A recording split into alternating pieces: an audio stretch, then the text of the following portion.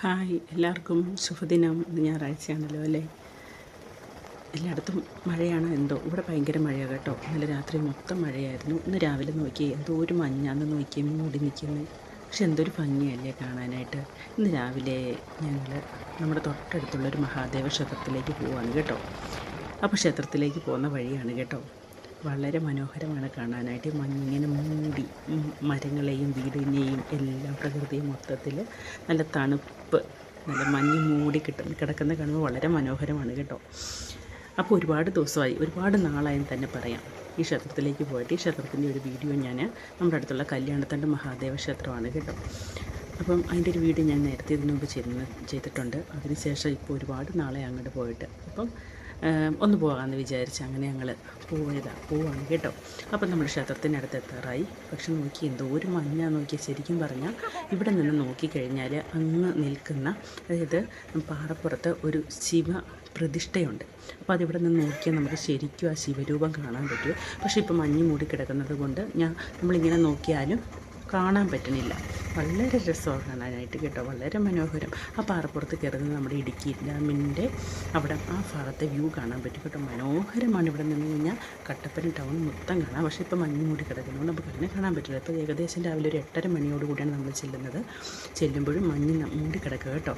ഇത് കണ്ടോ, മഹാദേവൻ്റെ ആ രൂപം കണ്ടോ നിൽക്കുന്നത്, ശിലാസ്ഥാനം ചെയ്ത ആ മഹാദേവൻ്റെ രൂപം ഇപ്പം അടുത്ത് വന്നപ്പോഴാണ് ശരിക്കും പറഞ്ഞത് കാണാൻ പറ്റുന്നത് കേട്ടോ. അതിലേന്ന് നമുക്കത് അത്ര ക്ലിയർ അല്ലായിരുന്നു. അപ്പോൾ അങ്ങനെ നമ്മളിത് ക്ഷേത്രത്തിലേക്ക് എത്തിച്ചേർന്ന്, ക്ഷേത്ര പുനരുദ്ധാരണം നടന്നിതുവരെ തീർന്നിട്ടില്ല. അപ്പോഴത്തേക്കിനും നമ്മൾ ആ ക്ഷേത്രത്തിൻ്റെ വീഡിയോ നമുക്ക് അങ്ങനെ എടുക്കാനായിട്ട് പറ്റില്ല കേട്ടോ. അതുകൊണ്ട് അവിടെ ചെന്ന് എടുക്കാനായിട്ട് പറ്റാത്തതുകൊണ്ട് ഞാൻ ഇത്രയും കൊണ്ട് ആ വീഡിയോ നിർത്തി കേട്ടോ. പിന്നെ അങ്ങനെ ക്ഷേത്ര ദർശനമൊക്കെ കഴിഞ്ഞ് നമ്മൾ നിവേദ്യം എല്ലാം കഴിഞ്ഞ് പ്രാർത്ഥനയും വഴിപാടുകൾക്കൊക്കെ ശേഷം രാവിലെ ഇങ്ങനെ അമ്പലത്തിലൊക്കെ പോയിട്ട് ഒരു മനസ്സിനൊരു കുളിർമയല്ലേ.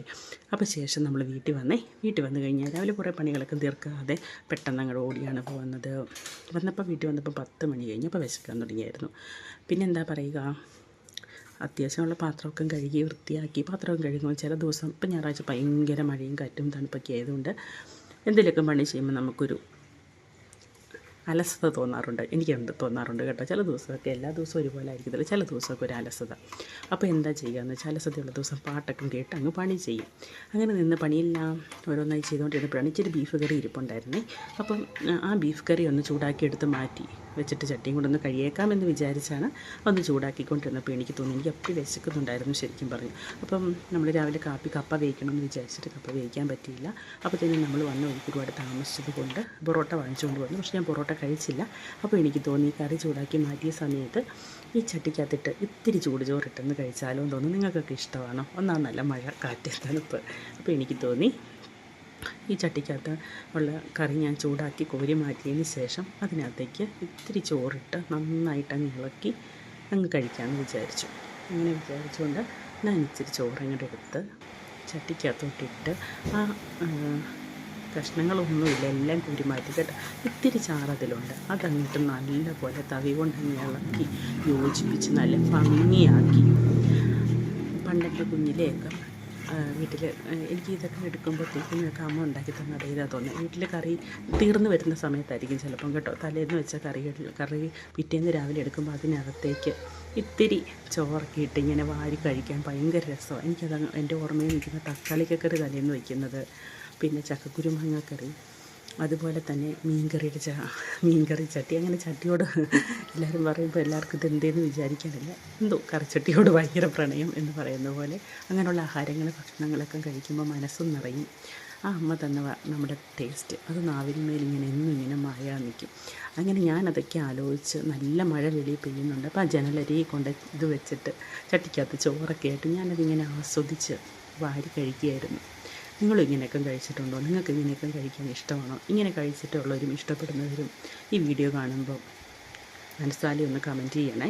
നിങ്ങൾക്ക് ഇങ്ങനെയുള്ള ഭക്ഷണങ്ങൾ കഴിക്കുന്ന ഇഷ്ടമാണോ? ഇങ്ങനെയുള്ള ഓർമ്മകൾ അങ്ങനെയുണ്ടെങ്കിൽ ഒന്ന് കമൻറ്റ് ചെയ്യണേ. അത് കാണുമ്പം എൻ്റെ മനസ്സൊന്നും അറിയുമല്ലോ.